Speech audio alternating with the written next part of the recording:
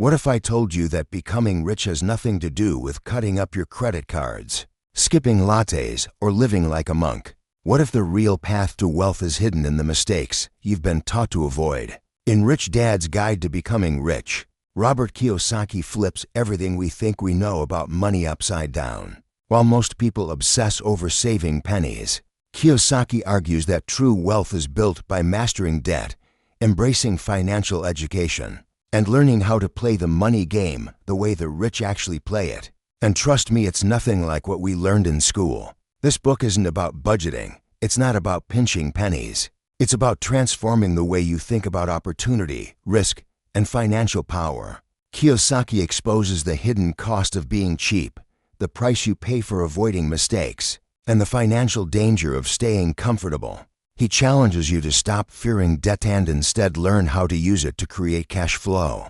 Because in his world, debt isn't the enemy, ignorance is. If you've ever wondered why some people seem to attract wealth, while others struggle their whole lives, this video is going to give you the blueprint hidden inside the book. We'll break down the core lessons, the mindset shifts, and the step-by-step path Kiyosaki believes anyone can follow to accelerate their journey to financial freedom. So buckle up, because what you're about to hear might challenge your beliefs, make you uncomfortable, and completely change the way you think about money. This is the guide to becoming rich without cutting up your credit cards. Let's dive in. In Chapter 1, Robert Kiyosaki introduces one of the core ideas that runs through the entire book: being cheap is far more expensive than people realize. Most individuals think saving money, avoiding risk, and cutting expenses makes them smart with money.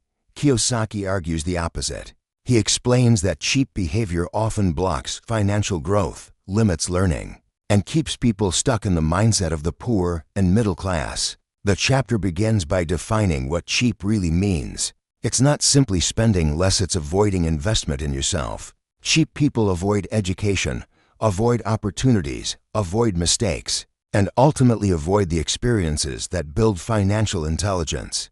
Kiyosaki emphasizes that wealth is created by people who invest in knowledge, tools, relationships, and skills that produce long-term returns. When someone tries to save money by not buying books, not joining seminars, or not learning new skills, they pay a much higher price later: lost opportunities. He also explains the psychological side of cheapness. Many people avoid spending because of fear of losing money, fear of failure, fear of making a wrong decision. Instead of paying for a course, a coach, or a financial tool, they try to figure it out themselves. Kiyosaki says this DIY mentality is costly. Rich people buy speed. They invest in knowledge to shorten their learning curve. Poor people waste time trying to save a few dollars and end up years behind. A key point in the chapter is Kiyosaki's distinction between cost and price. The average person sees only the price, the upfront amount. Rich people see the cost, the long-term impact. Avoiding a $200 class might save money today, but if that class could help you make $20,000 later, the true cost of being cheap is enormous. Kiyosaki uses examples from his own education under Rich Dad, who consistently pushed him to invest in learning. Rich Dad warned him that cheap thinking produces cheap results. Every major financial breakthrough in Kiyosaki's life came from paying for education, training, or coaching that expanded his skills. Another important idea is that being cheap keeps people working for money instead of building assets. Because they avoid investing in real financial education, they never develop the confidence or competence to create income-generating assets. They stay in jobs, depend on job security, and fear taking steps toward entrepreneurship or investing. The chapter concludes by reframing spending on education as an investment, not an expense. Kiyosaki encourages readers to identify areas where their cheapness is holding them back, especially in acquiring financial skills. The cost of staying ignorant is far greater than the price of learning. In short, Chapter 1 teaches that financial growth begins with a mindset shift. Stop trying to save your way to wealth and start investing in knowledge that increases your earning potential. Chapter 2 expands on one of Robert Kiyosaki's strongest beliefs. Mistakes are essential for becoming rich, and avoiding them is one of the most expensive decisions a person can make. While traditional education teaches students to fear mistakes, financial education requires the opposite mindset. According to Kiyosaki, the people who grow wealthy are usually the ones willing to make mistakes, learn quickly, and adjust. The chapter begins by breaking down how school conditions people to fear being wrong. From childhood, students are rewarded for correct answers and punished for incorrect ones. Kiyosaki argues that this mindset carries into adulthood and becomes a major obstacle to financial growth. In the real world, mistakes are not failures, they are feedback. Wealthy individuals use mistakes as data points, not emotional setbacks. Kiyosaki contrasts the mistake avoidance mindset of the poor and middle class with the mistake-driven learning cycle of the rich. Poor and middle-class individuals typically seek job security, predictable income, and minimal risk. They associate mistakes with danger. Rich people, however, see mistakes as training. Every investment, every business experiment, every negotiation involves error. The question isn't whether you'll make mistakes, it's whether you'll learn fast enough to benefit from them. A core lesson in this chapter is Kiyosaki's idea that the price of avoiding mistakes is lost opportunity. When people refuse to try investing or entrepreneurship because they're afraid to fail, they also refuse the possibility of success. The price they pay is the wealth they never build. Kiyosaki emphasizes that almost every asset class, real estate, business, stocks, requires learning through trial and error. Reading books or attending seminars is important, but real mastery only comes from doing. Kiyosaki also introduces the concept of training mistakes. These are mistakes you make early and intentionally while the stakes are low. Rich Dad taught him to get experience while he was young, broke, and hungry to learn. Early mistakes were cheaper. They built confidence and skill that later allowed him to take on larger, more profitable investments. The middle class typically does the opposite. They avoid mistakes when they're young, then become too afraid to take risks later when mistakes would be financially devastating. Another point Kiyosaki stresses is the difference between good mistakes and bad mistakes. Good mistakes happen when you're actively learning and adjusting your strategy. Bad mistakes happen when you refuse to learn or repeat the same behavior without reflection. The wealthy make many good mistakes and very few bad ones. The poor do the opposite because avoidance prevents development. The chapter closes by urging readers to change their relationship with mistakes. Instead of seeking perfection, aim for progress. Instead of playing defense, play to learn. For Kiyosaki, the ability to embrace mistakes and convert them into financial intelligence is one of the most important factors separating those who become rich from those who remain stuck. Chapter 3 focuses on one of Robert Kiyosaki's central principles. Financial education is the most valuable investment a person can make, but most people misunderstand what education actually means. Kiyosaki argues that traditional schooling teaches people how to work for money, not how to make money work for them. As a result, the real cost of traditional education isn't just tuition, it's the financial limitations that come with a system designed for employees rather than entrepreneurs or investors. Kiyosaki separates education into two categories: academic education and professional financial education. Academic education teaches reading, writing, math, and job-related skills. Financial education teaches how money works, how to manage cash flow, evaluate risks, build assets, and understand markets. According to Kiyosaki, society overvalues the first and drastically undervalues the second. A key part of the chapter is the idea that most people stop educating themselves the moment they finish school, which freezes their earning potential. They assume education ends with a diploma, but in Kiyosaki's view, meaningful education begins when you start learning how to earn, manage, and multiply money. The price of not continuing your education is staying stuck in the same financial patterns for decades. Kiyosaki explains that financial education is not cheap, but remaining ignorant is far more expensive. Courses, seminars, mentors, and real-world training require time and money, yet they deliver exponential returns. In contrast, avoiding financial education often leads to long-term traps, bad debt, poor investment decisions, over-reliance on job income, and vulnerability to economic downturns. One important theme is Kiyosaki's distinction between education that costs money and education that makes money. Financial education often pays for itself many times over because it increases your ability to acquire assets. He illustrates how learning about taxes, debt, corporate structures, real estate, or investing can unlock opportunities that employees never see. Without ongoing education, people make financial decisions based on emotion, fear, or habit instead of strategy. The chapter also discusses the difference between free education and paid education. Free information books, videos, articles can help build awareness, but deep financial understanding usually requires guided learning or mentorship. Rich Dad constantly paid for specialized learning because he believed professionals should operate with professional-level knowledge. Kiyosaki warns that relying only on free resources often leads to partial knowledge, which can be dangerous in investing. Another major point, education without action has zero value. Kiyosaki stresses that learning must be paired with real-world application. True financial intelligence comes from combining study with hands-on experience making deals, analyzing investments, facing risks, and adjusting strategies. The real price of education is not just money spent on courses, but the effort required to apply what you learn. Chapter 3 concludes by challenging readers to audit their current financial IQ and identify gaps. The goal isn't to become an expert overnight, but to commit to lifelong financial learning. Ultimately, Kiyosaki argues that the price of financial education is tiny compared to the lifelong cost of financial ignorance. Chapter 4 examines a common piece of mainstream financial advice: cut up your credit cards to avoid debt.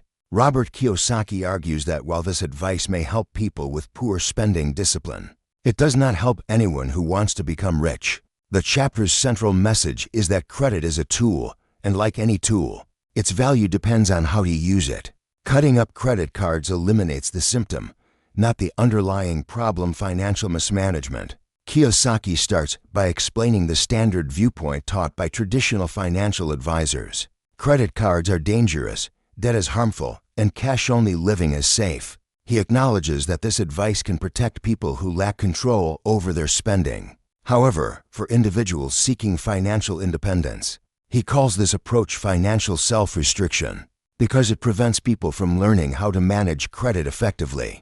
A major theme of the chapter is the distinction between good debt and bad debt. Bad debt is consumer debt, money spent on liabilities that lose value, such as clothes, electronics, dining out, or lifestyle purchases. Good debt is leveraged to acquire income-producing assets, real estate, business investments, or financial instruments that generate cash flow. According to Kiyosaki, people who cut up their credit cards often fail to understand this difference. They assume all debt is bad, which limits their ability to scale investments. Rich Dad taught him that the wealthy use credit strategically to grow their asset base, while the poor use credit emotionally to fund consumption. The chapter explains that eliminating credit cards does not increase financial intelligence. Instead, it avoids the responsibility of learning how to control spending, manage cash flow, and evaluate debt risks. Kiyosaki argues that the real price of cutting up credit cards is the loss of an essential financial skill set: the ability to use leverage wisely. Without this skill, people remain dependent on earned income and never learn how to accelerate wealth using financial systems. Another important point is the role of credit history. People who avoid credit entirely often struggle to secure loans for investments because they lack a track record. Kiyosaki emphasizes that developing a strong credit profile is strategic. It allows investors to access capital at lower interest rates and expand their financial opportunities. Cutting up credit cards may protect someone from debt, but it can also block access to future leverage. Kiyosaki also challenges the fear-based mindset behind anti-credit card advice. Fear of debt leads many people to avoid financial growth opportunities. Instead of cutting cards, he encourages readers to build discipline through budgeting, monitoring statements, paying balances on time, and understanding interest structures. The chapter concludes with a clear message: debt itself is not the problem, lack of financial education is. A person should learn to handle credit responsibly rather than eliminate it. For those who aim to become rich, mastering credit and leverage is not optional. It is a required foundation for building long-term wealth. Chapter 5 shifts the focus from general discussions about debt to a deeper, more analytical question. Do you actually understand the amount and type of debt you carry? Robert Kiyosaki argues that most people dramatically underestimate their true debt load because they only count obvious liabilities like credit cards or mortgages. In reality, the majority of someone's financial obligations come from hidden, long-term, and structural debts built into their lifestyle and financial choices. The chapter opens by highlighting the difference between consumer debt, which people recognize immediately, and unseen financial commitments, which rarely get acknowledged. These include taxes, inflation, long-term job dependency, and the lack of income-generating assets to offset future financial needs. Kiyosaki calls these invisible debts, and he explains that they place a significant financial burden on individuals, even if they appear debt-free on paper. A major theme in this chapter is the idea that your biggest debt is not what you owe today, it's the cash flow you are responsible for generating in the future. This includes retirement, healthcare, children's education, long-term living costs, and inflation-adjusted expenses. Most people assume their job will cover these obligations, but Kiyosaki warns that relying on employment income is itself a risky financial structure. When you depend entirely on earned income, you are taking on a lifetime obligation to keep working, which he considers a form of time debt. Kiyosaki breaks down 3 major categories of hidden debt. Tax debt. W-2 employees pay the highest taxes and have the least control. Rich Dad taught that this long-term tax burden is a major liability. Investors and business owners pay less because they understand how to structure income strategically. Inflation debt. Money loses value over time. If your income or investments do not outpace inflation, you fall further behind even without borrowing a single dollar. Lifestyle debt. The financial obligations created by long-term spending choices such as cars, homes, insurance, and consumer commitments. These are not always labeled as debt, but they generate fixed monthly expenses that mimic debt. The chapter also emphasizes the danger of having no assets that produce cash flow. When someone's only income source is a job, all future expenses must be paid from personal labor. Kiyosaki explains that this is the most significant and often overlooked form of debt. Your financial life depends entirely on your ability to continue working. Rich people reduce this dependency by building assets that cover future liabilities. Another key message is the need to create a personal financial statement, not just a budget. Budgets track spending. Financial statements measure assets, liabilities, and cash flow movement. Kiyosaki stresses that understanding your true debt requires analyzing how much money flows in, how much flows out, and which obligations accumulate over time. The chapter concludes with a call to action. Becoming rich starts with facing the reality of your financial obligations. You must identify every type of debt, visible and invisible, and then build assets that exceed those liabilities. Without accurate awareness of your total debt load, financial freedom is impossible. Chapter 6 addresses one of the most important and most uncomfortable ideas in the book. Wealth requires change, and the price of resisting change is staying financially stuck. Robert Kiyosaki argues that people stay poor or middle class not because they lack opportunity, but because they avoid the internal and external changes required to grow their financial intelligence. The chapter begins by examining the psychology behind financial stagnation. Most people say they want to be rich, but their daily habits, beliefs, and behaviors contradict that desire. Kiyosaki explains that comfort is the enemy of progress. The poor and middle class prioritize stability, predictability, and routine. They avoid uncertainty, even when uncertainty contains the potential for financial advancement. The wealthy are the opposite. They adapt quickly, update their knowledge often, and embrace uncomfortable learning curves. A key point in this chapter is Kiyosaki's explanation of the emotional cost of change. Change requires confronting fear, insecurity, and ego. For example, learning a new investment strategy exposes your lack of knowledge. Starting a business forces you to take responsibility for results. Shifting from employee thinking to investor thinking requires unlearning decades of conditioning. Kiyosaki emphasizes that most people do not resist financial education because it's difficult. They resist it because it challenges their identity. The chapter also discusses the financial cost of not changing. When people cling to old beliefs such as avoiding debt, relying on job income, or valuing job security, they fall behind in a rapidly evolving economy. Kiyosaki highlights how technology, global markets, and tax laws change constantly. Those who fail to adapt pay the price in lost opportunities, stagnant wages, higher taxes, and slower asset growth. Another important element is the distinction between incremental change and transformational change. Incremental change is small, comfortable, and often ineffective. Transformational change is strategic and purpose-driven. It alters how you think about money. For Kiyosaki, becoming rich requires transformational change, learning new skills, taking calculated risks, building assets, and adopting the mindset of a business owner or investor. The chapter introduces the concept of financial evolution.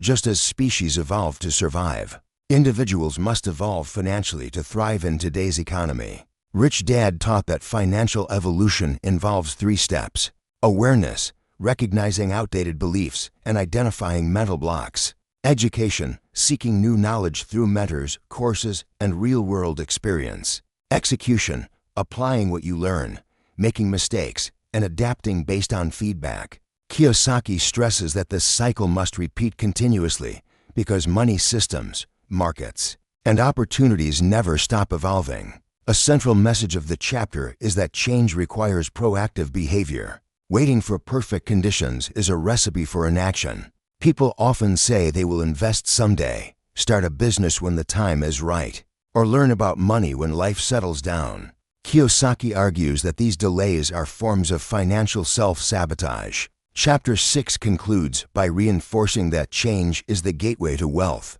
The price of change may feel high effort, discomfort, humility, but the price of resisting change is far higher: lifelong dependence on earned income and limited financial freedom. Chapter 7 centers on one of Robert Kiyosaki's most important financial concepts. Your true financial report card is not your resume, your degree, or your job title. It is your personal financial statement. This chapter explains why traditional measures of success mislead people, and how evaluating your financial performance through assets, liabilities, and cash flow provides the only meaningful picture of your financial health. Kiyosaki begins by contrasting the report cards used in school with the report cards used in real life. In school, good grades are treated as indicators of intelligence and future success. But Kiyosaki argues that academic performance has very little correlation with financial success. Many academically gifted individuals struggle financially because school trains them to memorize information, follow rules, and avoid mistakes, not to build wealth. Instead, Rich Dad taught that the real measure of financial intelligence is your financial statement, which reveals what you own assets, what you owe liabilities, what money flows in income, what money flows out expenses. Kiyosaki stresses that the ability to read, understand, and improve this report card is the key skill that separates the wealthy from everyone else. A central message in the chapter is that most people are judged by the wrong metrics. Society praises high income, but income alone does not equal wealth. A person with a large salary may still be financially weak if their expenses are high. Their debt grows, and they accumulate no assets. Likewise, someone with modest income may be financially strong if they consistently build cash flow producing assets. The chapter also addresses the psychological barrier many people have toward examining their financial reality. Just as students fear bad grades, adults often avoid looking closely at their finances because it forces them to confront mistakes, overspending, or lack of progress. Kiyosaki argues that this avoidance is costly. You cannot fix what you refuse to measure. Another key idea is the difference between earned income and asset-based income. Earned income comes from a job and disappears when you stop working. Asset-based income comes from investments and continues even when you are not actively working. Kiyosaki emphasizes that your financial report card reveals how much of your life depends on earned income versus how much is supported by assets. The greater your asset-generated cash flow, the stronger your financial report card. The chapter also explains that improving your financial statement requires intentional learning and action. This includes reducing liabilities that drain cash flow, increasing assets that produce passive or portfolio income, understanding how taxes affect your cash flow, structuring your finances through entities like corporations or LLCs when appropriate. Kiyosaki reiterates that wealthy individuals constantly review and refine their financial statements.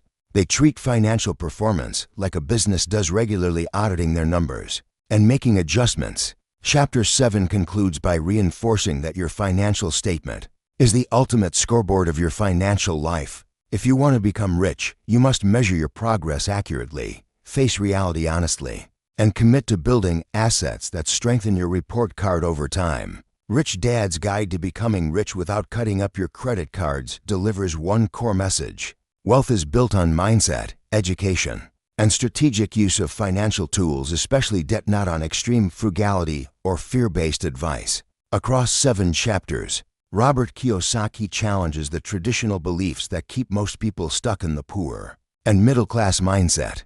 The book emphasizes that being cheap is expensive because avoiding investment in yourself limits long-term earning potential. Mistakes are not failures, they're part of the learning cycle required to build financial intelligence. Real education doesn't stop with school. It evolves through hands-on experience, mentors, and continuous financial learning. Kiyosaki reframes debt as a tool. Not all debt is harmful. Good debt expands your ability to acquire assets, while bad debt funds consumption. Cutting up credit cards doesn't build discipline or intelligence. It simply removes an opportunity to learn how money, leverage, and cash flow actually work. A major theme throughout the book is awareness. Most people don't know how much debt they truly carry, including hidden future obligations like taxes, inflation, and lifestyle commitments. The solution is to focus on your financial statement, not your resume, because assets, liabilities, and cash flow tell the real story of your financial life. Ultimately, Kiyosaki's message is simple. Wealth requires education, change, and responsibility. You must build your financial intelligence intentionally, challenge outdated beliefs, and develop the skills to create income through assets instead of labor. If this breakdown helped shift the way you think about money, make sure you like, subscribe, and turn on notifications so you never miss another deep dive into the world of personal finance. Drop a comment with the next money book you want summarized. And if you're serious about leveling up your financial mindset, stay tuned. We've got more game-changing lessons coming your way.